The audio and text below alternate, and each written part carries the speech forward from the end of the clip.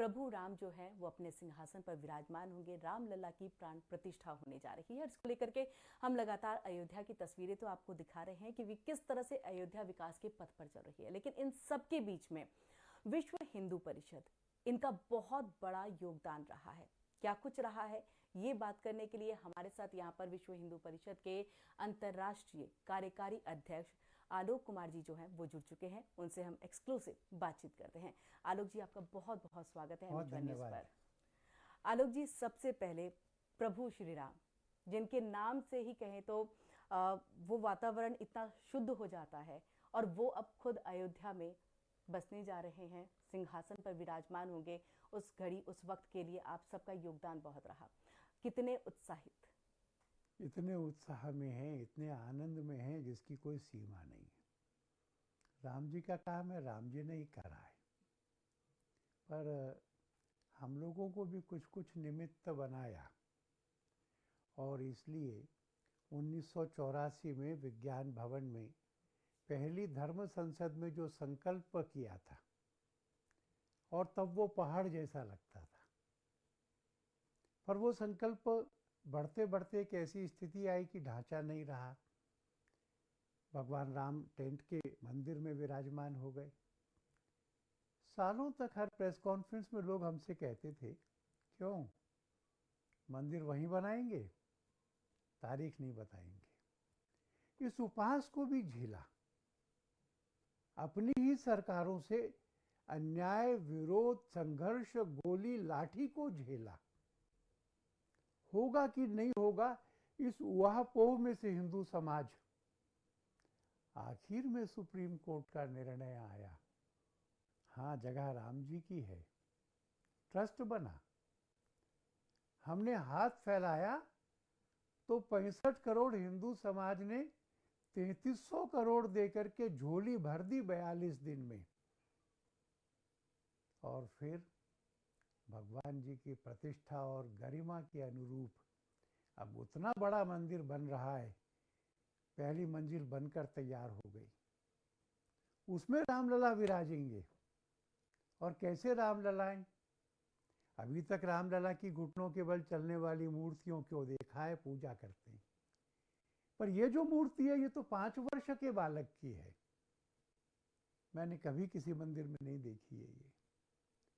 5 वर्ष के बालक, उनके चेहरे पर बाल सुलभ मुस्कान भी हो, तेज भी हो, आशीर्वाद भी हो।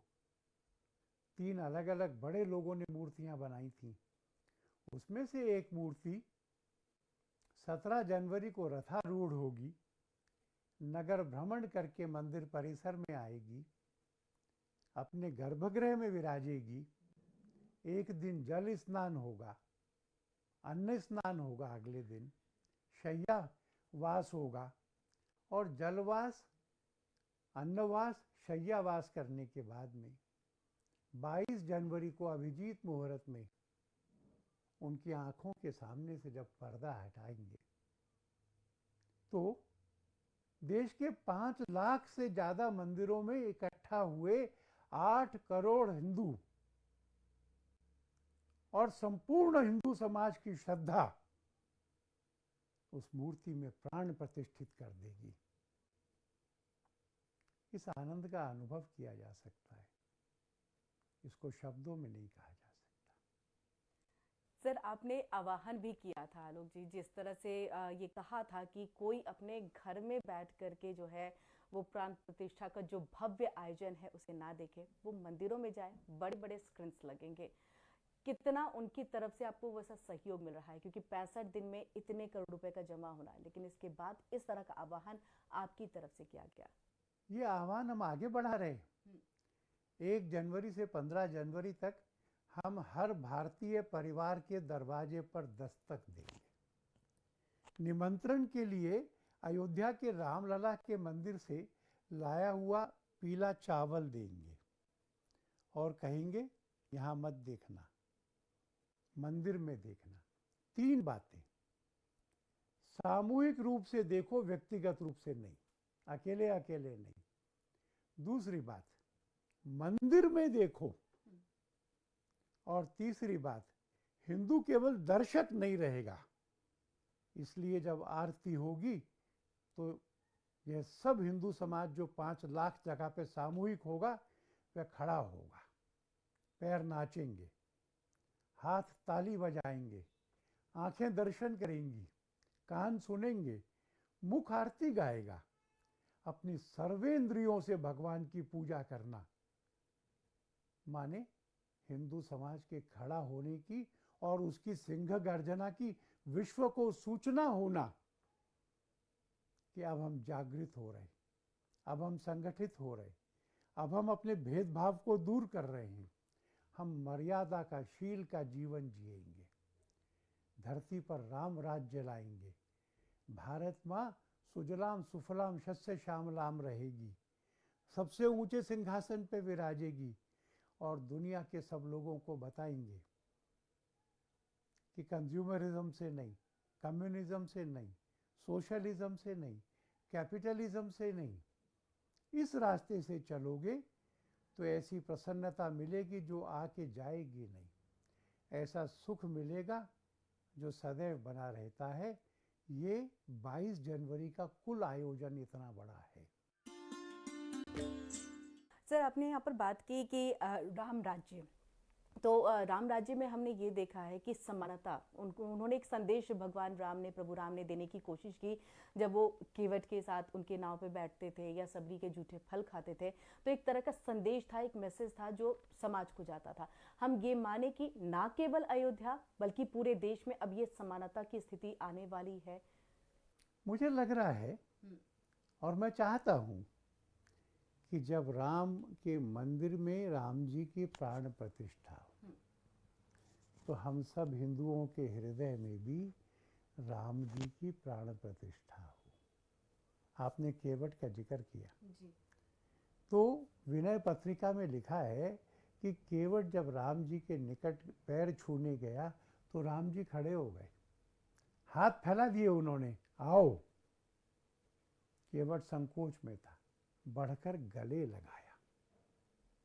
अब पूरे जनजातीय समाज के पास में अपने रथ पर नहीं गए, राजकीय वैभव से नहीं गए, अयोध्या में सम्मेलन नहीं किया, तापसी भेष में चप्पल उतारकर पैदल उनके जैसा होकर गए, उनके जैसा रहे, उनके जैसा खाए, सबको अपना बना लिया। यह अपनत्व यह अगर नहीं अपनाया तो फायदा क्या होगा राम मंदिर का। निश्चित रूप से हम एक समरस समाज का निर्माण करेंगे। जैसे अहिल्या का गौरव वापस आया जी। महिलाओं की प्रतिष्ठा और गरिमा वापस आएगी, समाज समरस होगा और हम सब संगच्छध्वम संवदध्वम संवो मनांसी जानताम, मनों की भी एकता बनाएंगे। सर, अब तैयारियों को लेकर के अगर हम बात कर ले, क्योंकि अभी कुछ दिन पहले मैं अयोध्या भी गई थी, तो तैयारियां दिख रहे पूरे युद्ध स्तर पर जो है वो जारी है। ना दिन देखते हैं ना रात देख रहे हैं, मजदूर भी उसी तरह से लगे। जब बातचीत उनसे मेरी हुई तो उन्होंने कहा कि इतना सा भी अगर मैं थोड़ा सा योगदान दे रहा हूँ भव्य राम मंदिर निर्माण में तो मेरा सौभाग्य है। क्या इन मजदूरों को, क्योंकि जब काशी में कॉरिडोर बना तो उसमें प्रधानमंत्री नरेंद्र मोदी ने उन मजदूरों को भी बुलाया था, ये सम्मान मिलेगा जब प्राण प्रतिष्ठा होगी, तमाम मजदूर उसमें आ पाएंगे? उनका अधिकार है, पर तमाम नहीं आ पाएंगे क्योंकि इतनी तो वहाँ कुल जगह ही नहीं है जी। उनके प्रतिनिधि स्वरूप कुछ लोग आएंगे। एक बात, आर्थिक विपन्नता के कारण जो लोग 100 रुपए का ही समर्पण कर पाए उसमें से भी 10 लोग आएंगे। लगभग 150 मत पंथ संप्रदाय, जनजातीय समाज, भगवान वाल्मीकि, रविदास जी, कबीरदास जी जैसे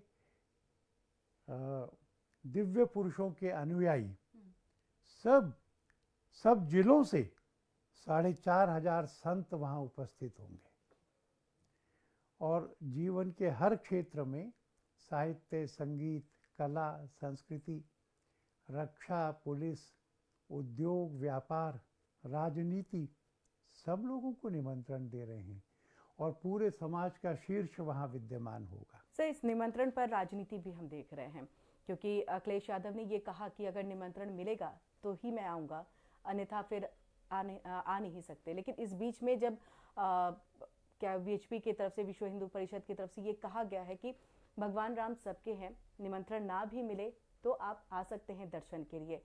इस बीच में जब 22 दिसंबर को मुख्यमंत्री योगी आदित्यनाथ पहुंचे थे तो उन्होंने ये अपील भी की थी कि जिनको निमंत्रण नहीं मिल रहा है वो ना आए, उनके होटल से लेकर तमाम चीज़ें कैंसिल हो जाएंगी। थोड़ा सा इस पर राजनीति हो रही है, हम चाहेंगे, क्योंकि सब कुछ आपकी चीज़ों से ही हो रहा है, तो आप इसको क्लियर अगर इसमें राजनीति कहाँ है? सब बड़े राजनीतिक दल के अध्यक्षों को निमंत्रण है।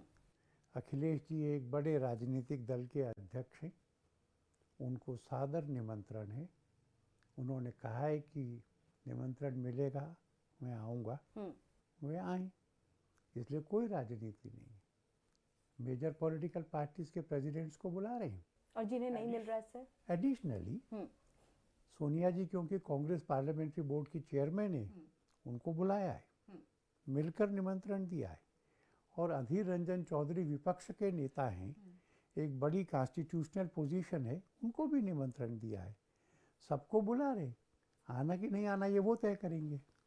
और इस बीच में जो बीजेपी सांसद की तरफ से एक चिट्ठी लिखी गई थी कि जिन्होंने भी गोलियां चलाई हैं कार सेवक पे, तो उनको ना ही बुलाए तो ज़्यादा अच्छा है, तो इस पे आप कुछ कहना चाहेंगे?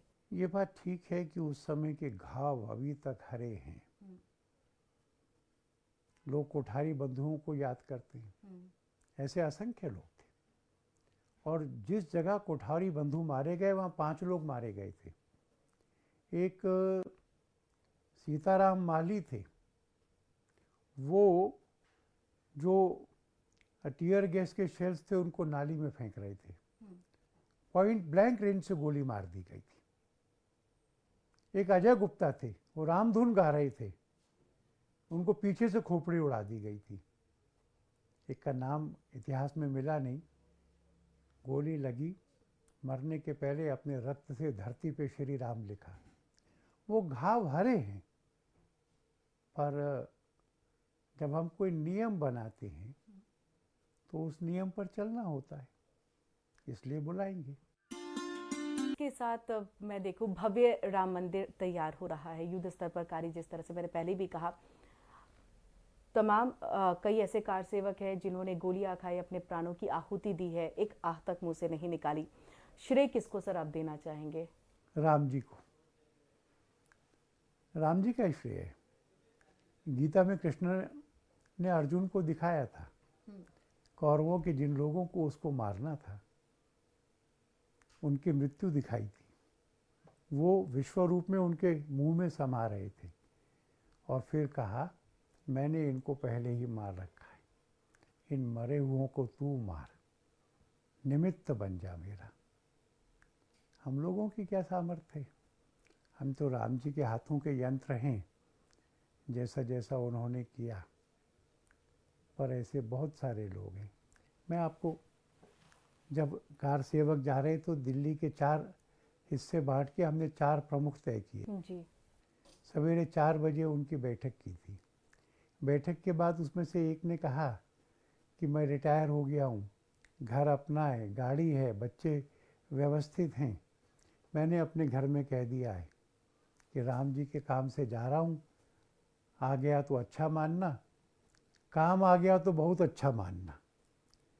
और मुझे आश्चर्य हुआ, उन चारों ने अपने घर में इस तरह की बात की थी। मरने की तैयारी के साथ जीतने के लिए जाना।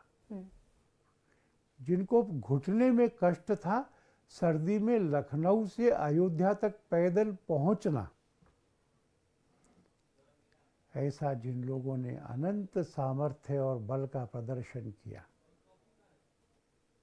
उस संपूर्ण हिंदू समाज को। और पहली लड़ाई तो एक निहंग ने लड़ी थी, इसने मंदिर के दीवारों पर राम राम लिखा था। इस पूरे हिंदू समाज के संगठित सामर्थ्य को भी मैं प्रणाम करता हूँ, और मैं यह स्पष्ट कहता हूँ कि विश्व हिंदू परिषद या कोई भी अन्य संगठन इतने बड़े जन सहयोग के बगैर इसको नहीं कर सकता था। इसका श्रेय तो हिंदू समाज को है। अयोध्या में 5000 से ज़्यादा मंदिर, इसमें कहें तो सबसे ज़्यादा मंदिर हैं वो प्रभु श्री राम के हैं। अगर इसी के लिए इतना लंबा संघर्ष होना, उसके पीछे की वजह? क्योंकि यह जन्मभूमि है। जन्मभूमि का एक विशिष्ट महत्व होता है, उस भूमि का भी लोग पूजन करते हैं। इसलिए कोई कितना भी अच्छा और ऊंचा मंदिर बनाए, जन्मभूमि सर्वश्रेष्ठ रहेगी, वरेण्य रहेगी, पूज्य रहेगी। वहाँ के जो बाकी 5000 मंदिर हैं उनका भी महत्व है, पर राम जन्मभूमि इसका बड़ा और ऊंचा महत्व कोई अस्वीकार नहीं कर सकता। अगर मैं ये कहूँ कि ये भगवान राम की जो प्राण प्रतिष्ठा हो रही है, क्योंकि हमेशा विपक्ष की तरफ से ये सवाल आ रहे हैं और ये कह भी रहे हैं कि ये सिर्फ इसलिए है क्योंकि 2024 में चुनाव जीतना है। ऐसा कौन सा वर्ष है जिसमें कुछ विधानसभाओं के बड़े चुनाव नहीं होते? 1984 में जब हमने संघर्ष शुरू किया तब हमको नहीं मालूम था कि 2024 में चुनाव होगा कि नहीं होगा। विश्व हिंदू परिषद के लोग राजनीति से पीछे रह करके मंदिर के लिए लगे थे। हिंदू समाज मंदिर के लिए लगा था।